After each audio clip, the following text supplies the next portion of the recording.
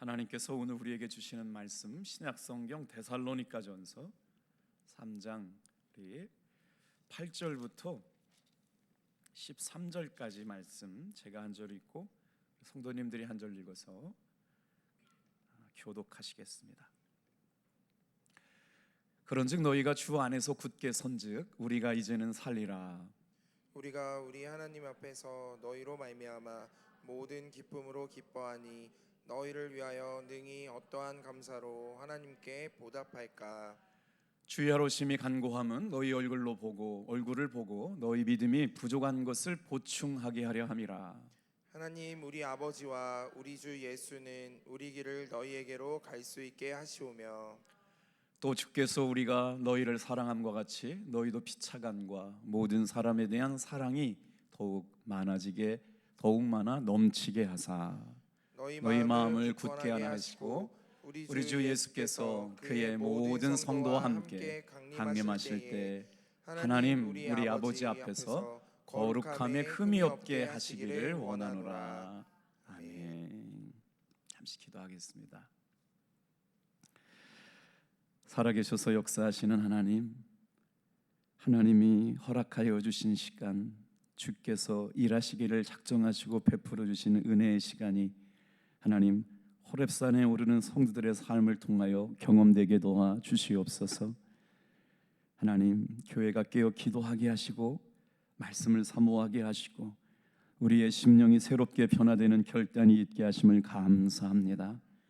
새벽을 깨워 기도하는 하나님의 사람들이 아버지 하나님 이 시대의 레위인이요 아버지 하나님께서 사람을 살리고 하나님 나라를 확장해가는 복음의 나팔수가 된 줄로 믿사오니 오늘 이 새벽 아침부터 예배하고 하루의 일과를 최선을 다하고 저녁에 나와서 말씀 듣는 성도들에게도 주님 말할 수 없는 하나님의 공급하여 주시는 위로와 힘을 경험하는 은혜의 시간 되게 도와 주옵소서.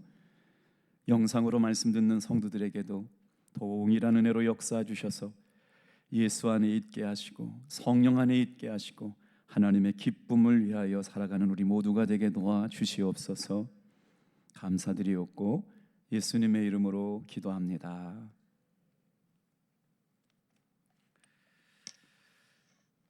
오늘은 본문의 말씀을 가지고 하나님 앞에서 살라라는 제목으로 저녁에 함께 말씀의 은혜를 나누려고 합니다. 우리 지난 시간 어떤 말씀을 드렸냐면 데살로니가 교회에 대한 소식이 들려오는데 디모데를 통해서 데살로니가 교회 성도들이 하나님을 기쁘시게 하는 신앙생활을 잘하고 있습니다 라는 이야기를 듣고 사도 바울 개척자가 위로받는 모습을 듣게 되었어요. 그런 다음 보인 사도 바울의 반응입니다. 데살로니가 교회를 향하여 기도하기 시작하는데요, 우리 먼저 8절 말씀을 같이 한번 읽도록 하겠습니다. 시작. 그러므로 너희가 주 안에 굳게 선즉 우리가 이제는 살리라. 저는 성경 말씀을 읽다가 살리라 그러면 그냥 못 지나가겠어요. 하나님께서 우리를 어떻게 살리셨을까?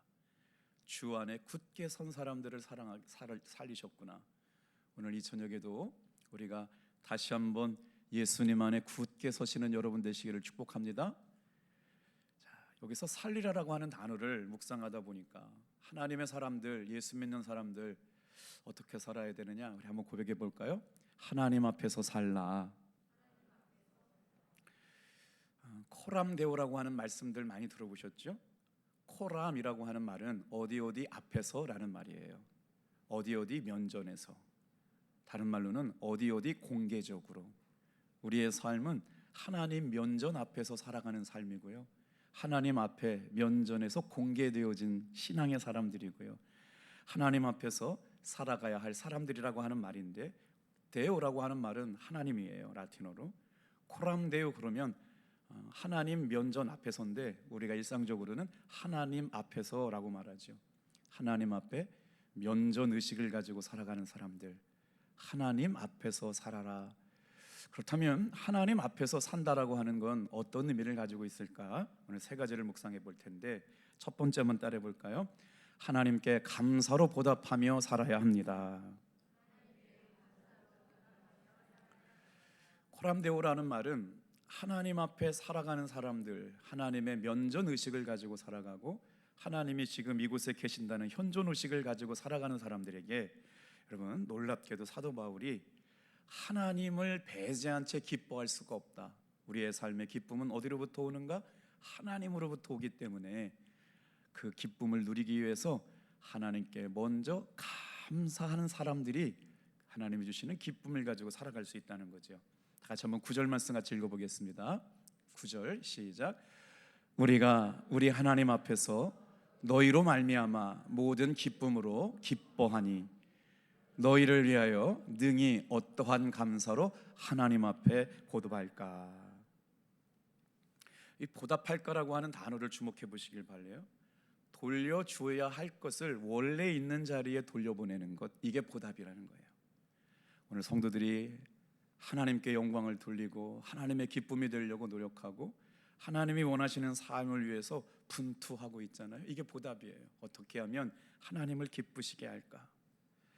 여러분, 사실 인간이 어떻게 하나님 앞에 뭘 보답해요? 우리가 어떻게 해야 하나님 앞에 보답할 수 있을까요?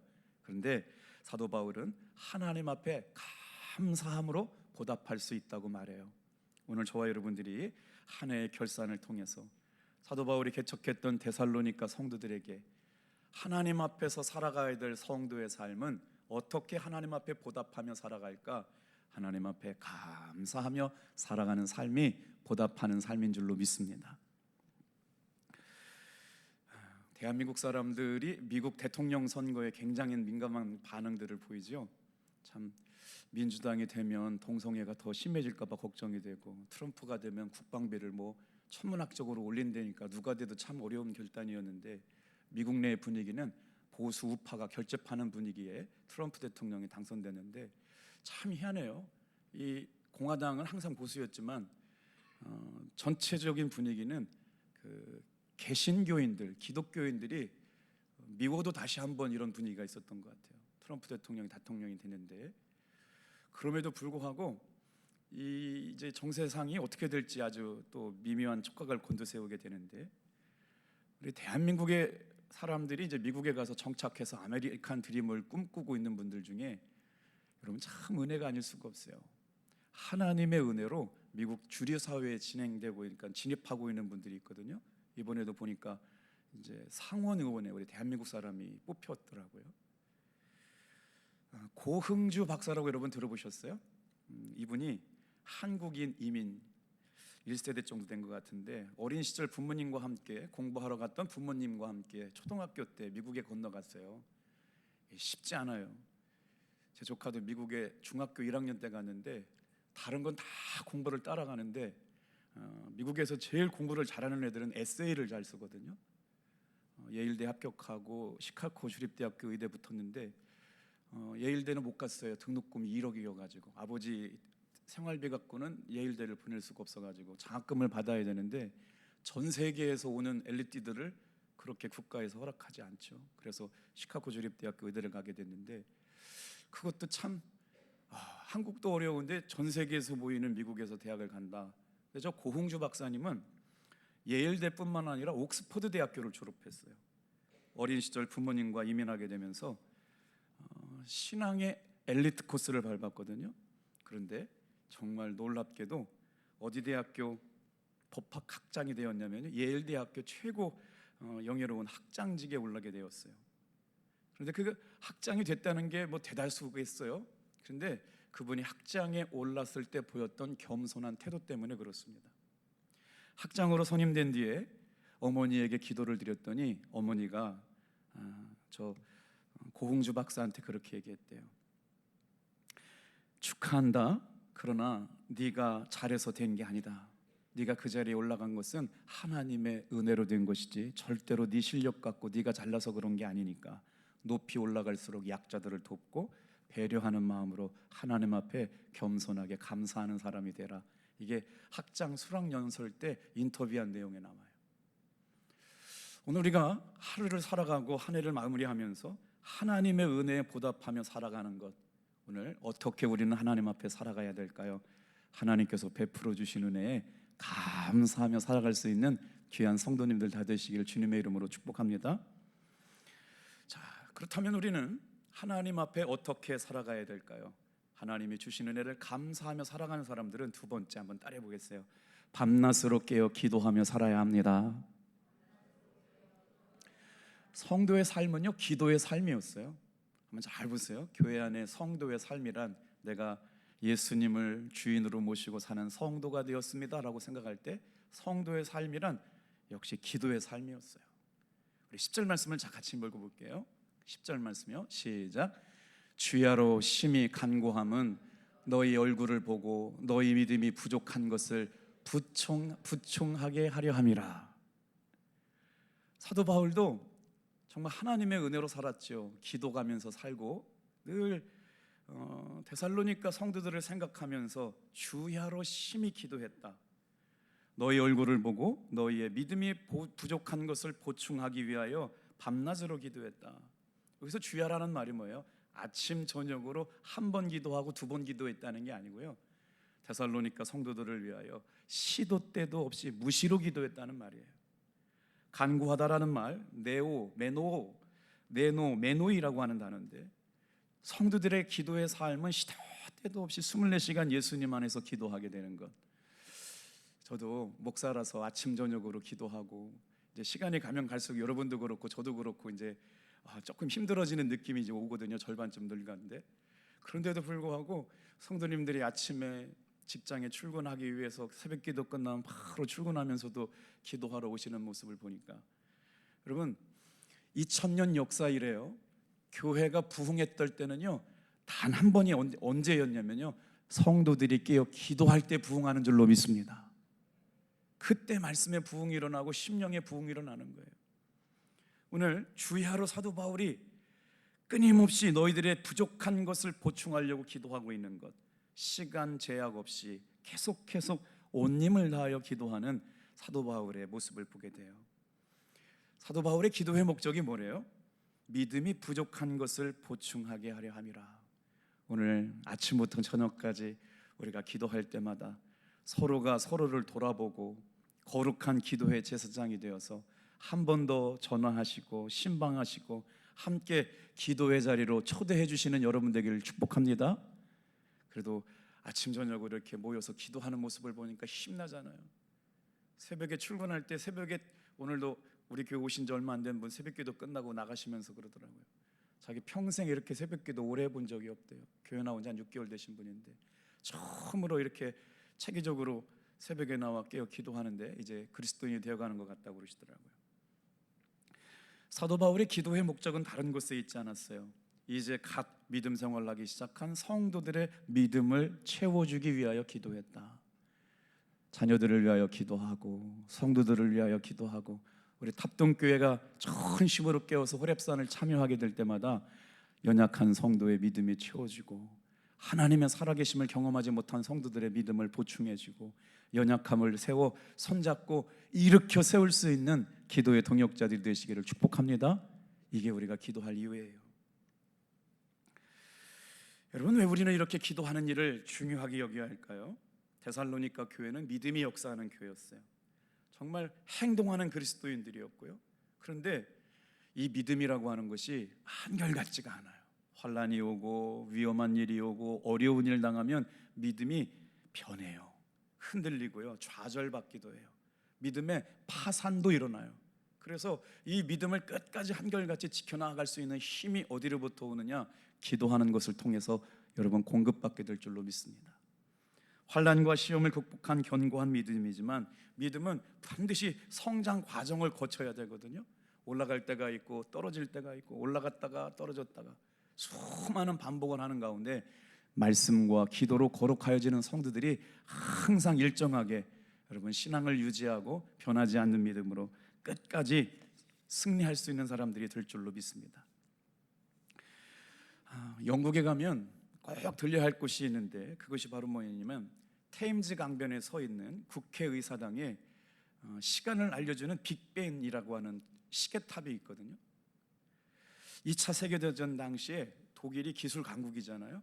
독일이 왜 그렇게 미움을 많이 사냐면 폴란드를 먼저 침략을 해가지고 유태인들을 다 죽였어요. 어마어마한 사람들을 죽였잖아요. 그런데 그 역사가 이제 계속 반복되고 있어요. 이 독일 사람들이 제가 다큐멘터리를 봤거든요. 선생님이었고 목수였고 순한 가정 아저씨였는데도 불구하고 전쟁을 하면서 인간 살인 병기로 바뀌어져가는 인간의 내면의 연약함을 보여주는 그 다큐멘터리 드라마가 있는데, 아주 선하고 착한 사람들이 그렇게 많은 유대인을 죽였어요. 왜 그랬을까요? 그것도 좀 따져보면 복잡한데 자기들 피만 깨끗하고 거룩한 거예요. 순혈주의. 그래서 그 유태인들의 피는 더러운 피기 때문에 그것들을 숙청해야만 깨끗한 피가 세상을 다스리는 나라가 되어야 되는데, 그 우월한 민족이 누구냐면 유태인들 아니고 게르만 민족의 피였다는 거죠. 그런데 그 광기가 수백만 명의 유태인을 죽이게 되는데, 그 전쟁이 이제 어디까지 번졌냐면요, 영국과 독일이 싸우게 되는 제2차 세계대전이 벌어졌을 때, 독일은 뭐 지금도 기술 강국이지만 그때도 기술 강국이어가지고 전투기 수백 대가 영국을 침범하게 되었다는 거예요. 그때 영국에는 전쟁 중에 어디가 있었냐면, 저 빅뱅에서 종소리가 울리고 기도 소리가 울리면 영국 사람들은 그 자리에 앉아서 나라와 민족을 위하는 기도하는 일들이 계속 있었다는 거예요. 독일 군대 항공기가 200대가 지금 런던 그 상공에 떠올랐는데, 그때 당시 영국에는 대항할 만한 공군기가 몇 대밖에 없었다는 거예요. 그런데 결과적으로는 어떻게 됐냐면, 이상하게 독일군 군대에서 날라온 그 공군기들이 연기를 뿜고 처박히고 도망가고 이렇게 망가졌는데, 몇 대가 파괴됐냐면 185대의 전투기, 한 200대 중에 15대만 남겨놓고 185대가 불타가지고 곤두박질고 깨졌다는 거예요. 이제 전쟁이 다 끝나고 포로로 잡힌 독일군 조종사들한테 신문하여 물어봤다는 거예요.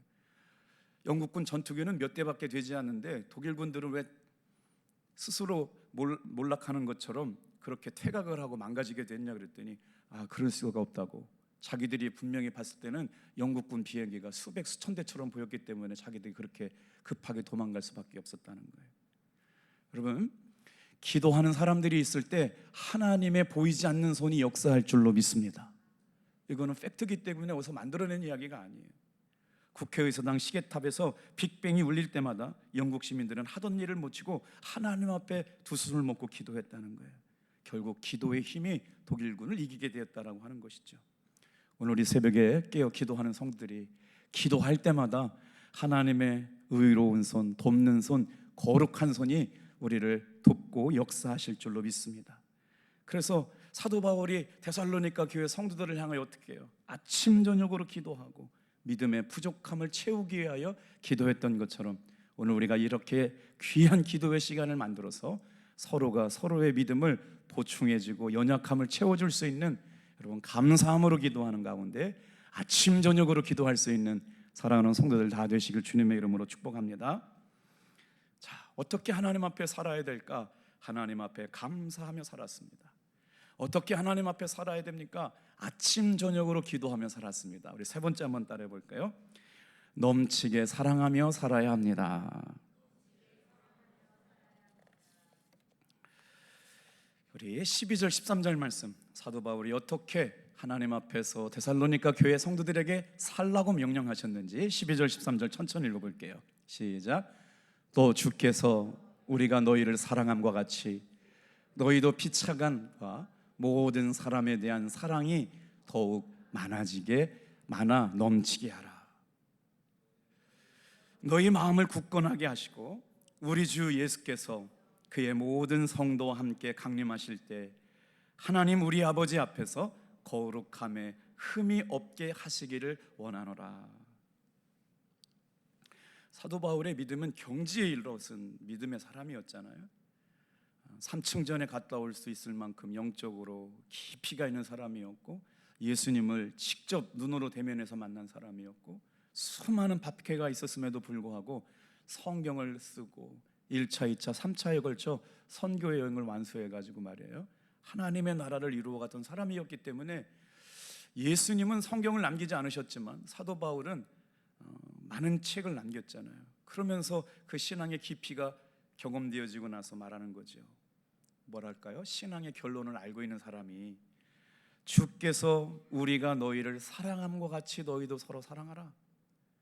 모든 사람에 대한 사랑이 더욱 많아지게 넘치게 기도해라. 여러분, 하나님 앞에서 살아가야 될 목적이 뭐예요? 결론은 사랑하며 살게 하시려고 그러는 거죠. 감사하며 살게 하신 것이 뭘까요? 사랑할 수 없는 사람들 사랑하며 살라고 하시는 거지요. 아침 저녁으로 기도하며 살라고 말씀하시는 게 뭘까요? 결국은 사랑하며 살라고 살아갈 수 있는 사람이 되게 하시려고 하신 일이었다는 거죠. 그래서 어떻게 해요? 그렇게 사랑하며 사는 삶이 예수님께서 강림하실 때 성도들에게 흠이 없고 부족함이 없는 것으로 준비되게 하게 하셨다. 우리가 열심히 기도하고 살아서 누군가를 미워해서는 안 될 것 같아요. 열심히 목이 터져라 기도하고 새벽을 깨어 기도해놓고 누군가 미워하고 헐뜯고 부정적인 얘기하고 또 시기하고 질투해서는 안 돼요. 오늘 말씀하시잖아요. 우리가 너희를 사랑함 같이 너희도 피차 모든 사람을 사랑하여. 다 같이 한번 따라해 볼게요. 사랑이 더욱 많아 넘치게 하라. 우리의 기도가 기도다워지고 우리의 믿음이 믿음다워지는 건 뭘까요? 우리의 사랑이 다른 사람들을 통해서 경험되게 되는 거죠. 이게 바로 아가페 사랑이에요. 조건이 없는 사랑이었죠. 사랑하지 못하는 것은 문제 해결에 도움되지 않습니다. 시기와 질투보다 사랑하는 마음으로 기도하고 축복할 때 하나님께서는 우리의 믿음의 삶을 기뻐하시고 이것이야말로 하나님 앞에 살아가는 성도들의 삶이라고 믿습니다.